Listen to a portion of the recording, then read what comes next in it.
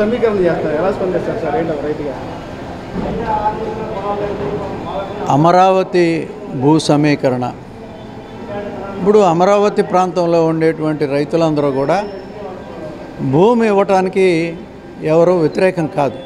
గతంలో కూడా చాలా మంచిగా ప్రపంచంలో ఎక్కడా లేనటువంటిది, భారతదేశంలో లేనటువంటి పద్ధతుల్లో మరి భూ సమీకరణకి 29 గ్రామాల ప్రజలు అంగీకరించారు.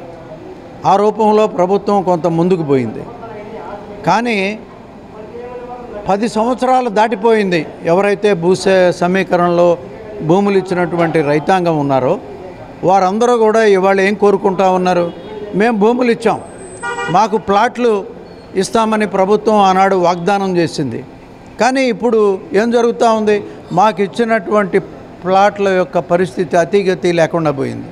మేము వాటిని డెవలప్ చేసి ప్రభుత్వం ఇస్తే దాంట్లో ఇళ్ళు కట్టుకోవటమో లేకపోతే నివాసాంగ యోగ్యంగా వాటిని మార్చటమో, లేదు వాటిని ఇతరత్ర అవసరాలకి అమ్ముకొని మా భవిష్యత్తుకి ఉపయోగపడే మా పిల్లల భవిష్యత్తు, మా ఆరోగ్యాలు వీటన్నిటినీ చూసుకోవాల్సినటువంటి పద్ధతుల్లో ఇవాళ అది వదిలేసి మళ్ళీ కొత్తగా 2వ దశ సేకరణ చేస్తామని ప్రభుత్వం ప్రకటించడంతో ఇవాళ చాలా నిరాశ నిస్పృహల్లో అటు రైతాంగం కానీ ఈ భూముల్ని నమ్ముకొని ఉండేటువంటి ప్రజానీకం కానీ వారందరూ కూడా నితాశులైపోతూ ఉన్నారు.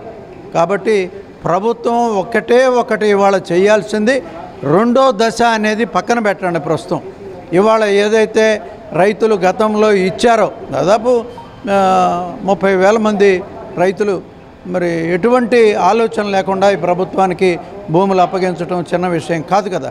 కాబట్టి దాన్ని దృష్టిలో పెట్టుకొని ఏదైతే మీరు గతంలో ఇచ్చినటువంటి హామీ ప్రకారం వాటిని డెవలప్ చేసి రైతాంగానికి ఇచ్చి మళ్ళీ 2వ వైపు ఆలోచన చేయాలి తప్పితే మరి మా చేతిలో అధికారం ఉందని బలవంతంగా తీసుకోవాలని ప్రయత్నం చేస్తే ఇవాళ చాలా గ్రామాల్లో దీన్ని వ్యతిరేకిస్తున్నారు.